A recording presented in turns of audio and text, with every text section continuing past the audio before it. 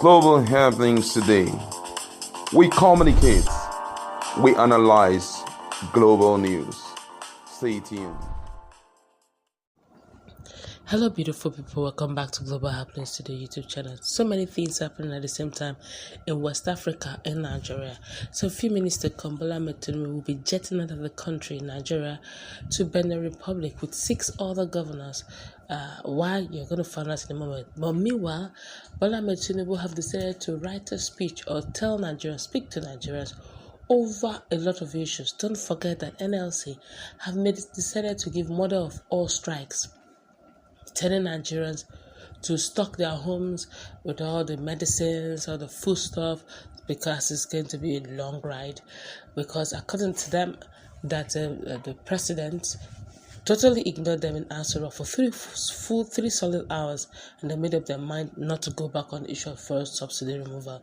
But Bola Tinubu have decided to give a long speech and give not just the reasons why. Meanwhile, in Niger Republic already, issues are ongoing, and that's the news for another time. Let's find out what he's telling Nigerians as he's backtracking on some issues. And then again, the question is, will Nigerians accept the very little he have decided to give to Nigerians? Well, before we go into the newspaper, kindly subscribe to our channel by clicking on the red subscribe button. Beside it, you'll see bell notification icon. Please go ahead, click on it to get notified as soon as we update our channel on YouTube.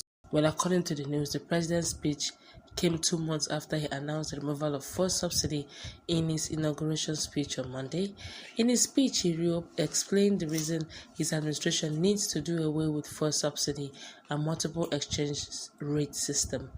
And let's read the speech in full. He said, I quote him, said, "I want to talk to you about our economy. It is important that you understand the reasons for the policy measures I have taken to combat the serious economic challenges this nation has long faced. I'm not going to talk in difficult terms by dwelling on economic jargons and concepts. I will speak in plain, clear language so that you know where I stand. More importantly, so that you see and hopefully will share my vision regarding the journey to a better, more productive economy for our beloved country. For several years, I have consistently maintained the position that the fuel subsidy had to go. The once beneficial measure had outlived its usefulness. The subsidy cost us trillions of naira yearly. Such a vast sum of money could have been better spent on public transportation, healthcare, schools, housing, and even national security. Instead, it was being funneled into deep pockets and lavish bank accounts of a select group of individuals. This group had amassed so much wealth and power that it became a serious threat to the fairness of our economy and the integrity of our democratic governance. To be blunt, Nigeria could never become the society it was intended to be as long as such small, powerful, yet unelected groups hold enormous influence over our political economy and institutions that govern it. The whims of a few should never hold dominant sway over the hopes and aspirations of the many. If we are to be a democracy, the people and not the power of money must be sovereign. The preceding administration saw this looming danger as well. Indeed, it made no provision in 2023 appropriations for subsidy after June this year. Removal of this once helpful device that had transformed into a milestone around the country's neck had become inevitable. Also, the multiple exchange rate system that had been established became nothing but a highway of currency speculation. It diverted money that should have been used to create jobs, build factories and businesses for millions of Nigeria. Our national wealth was doled on favorable terms to a handful of people who have been made filthily rich simply by moving money from one hand to another. This too was extremely unfair.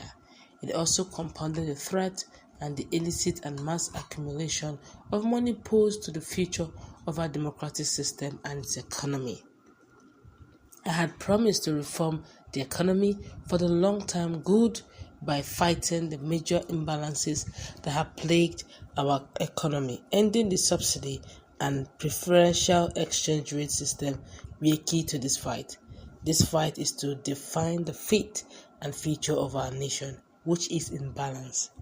Thus, the deficit in our economy immensely profited a tiny elite and the elite of the elite, you might call them.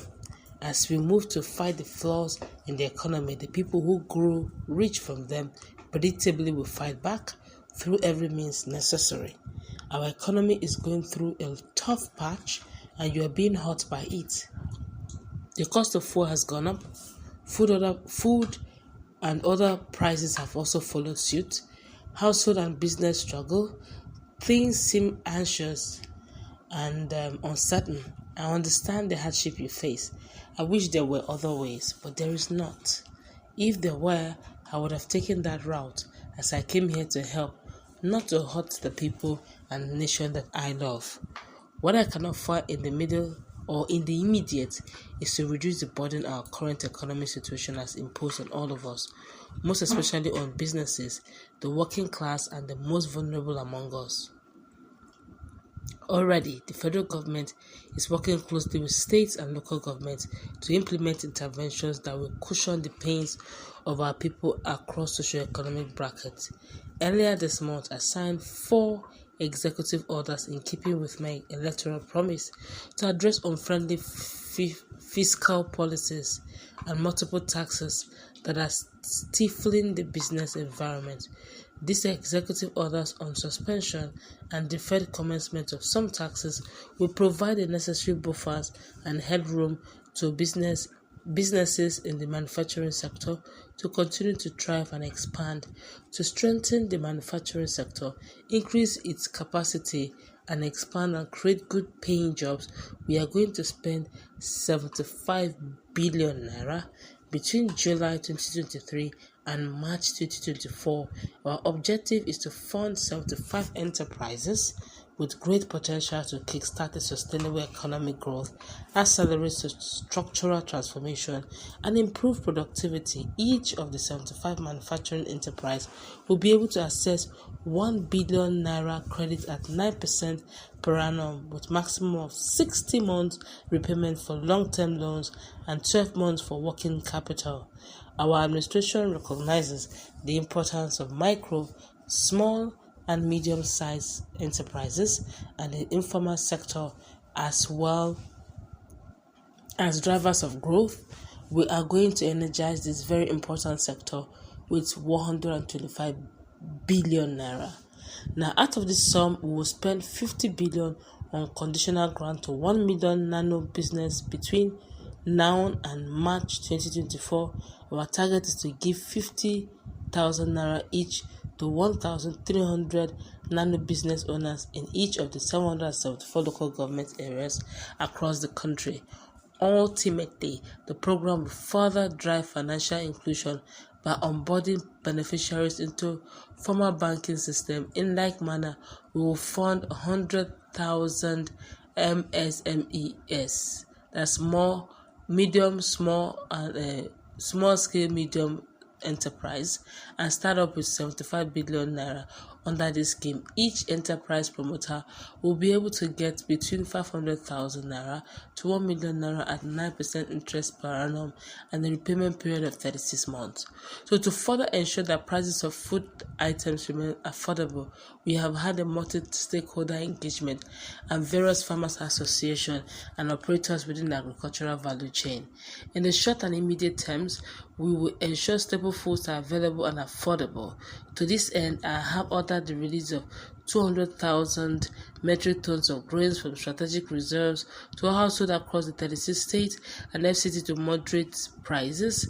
We are also providing 235,000 metric tons of fertilizer, seedlings, and other inputs to farmers who are committed to our food security agenda.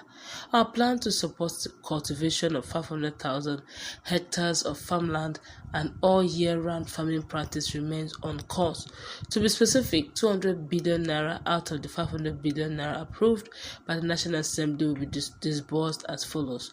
1. Our administration will invest 50 billion naira each to cultivate 150,000 hectares of rice and maize. 50 billion naira each will also be marked to cultivate 100,000 hectares of wheat and cassava. This expansive agricultural program will be implemented, targeted smallholder farmers and leveraging large-scale private sector players in the agribusiness with strong performance record. In this record, the expertise of development, finance institutions, commercial banks, and microfinance banks will be tapped into to develop a viable and appropriate transaction structure for all stakeholders. Fellow Nigerians, I made a solemn pledge to work for you. How to improve your welfare and living condition is of paramount importance to me, and it is the only thing that keeps me up day and night. It is in the light of this that I approved the Infrastructural Support Fund for the state. This new infrastructural fund will enable states to intervene and invest in critical areas and bring relief to many of the pain points, as well as revamp our decaying healthcare and educational infrastructure. The fund will also bring improvements to rural access roads, to ease evacuation of farm produce to market. When the funds with the funds, our states will become more competitive and on a stronger financial footing to deliver economic prosperity to Nigerians. Part of our program is to roll out buses across the state and local government for mass transit at much more affordable rates. We have made provisions to invest 100 billion naira between now and March 2024 to acquire 3,000 units of 20-seater CNG fueled buses. The buses will be shared to major transportation companies in the state. Using the intensity of travel per capita, participating transport companies will be able to access credit under this facility at 9% per annum with 60 years. I tell you again, 60 months repayment period. Now, in the same vein, we are also working in collaboration with the labor union to introduce a new national minimum wage for workers. I want to tell our workers this: your salary review is coming. Once we review on the new minimum wage and the general upward review, we'll make budget provision for it for immediate implementation. I want to use this opportunity to salute many private employers in the organized private sector who have already implemented general salary review for their employees. Fellow Nigerians, this period may be hard on us. There's no doubt about it, that it is tough on us, but I urge you all to look beyond the present temporary pains and aim at the larger picture. All of our good and helpful plans are in the works. More importantly, I know that they will work. Sadly, there was an unavoidable lag between subsidy removal and the plans coming fully online. However, we are swiftly closing the time gap. I plead with you to please have faith in our ability to deliver and our concern for your well-being. We will get out of this turbulence, and due to the measures we have taken, Nigeria will be better equipped and able to take advantage of the future that awaits her. In a little over 2 months, we have saved over 1 trillion naira that would have been squandered on unproductive fuel subsidy, which only benefited smugglers and fraudsters. That money will now be used more directly and more beneficially for you and your families. For example, we shall fulfill our promise to make education more affordable to all and provide loans to higher education students who may need them. No Nigerian student will have to abandon his or her education because of lack of money. Our commitment is to promote the greatest good of the greatest number of our people. On this principle, we shall never falter. We are also monitoring the effect of the exchange rate and inflation on the gasoline prices. If and when necessary, we will intervene. I assure you, my fellow countrymen and women, that we are exiting the darkness to enter a new and glorious dawn. Now I must get back to work in order to make this vision come true. Thank you all for listening, and may God bless the Federal Republic of Nigeria. That was a long read, but then again, it's up to all of us to decide.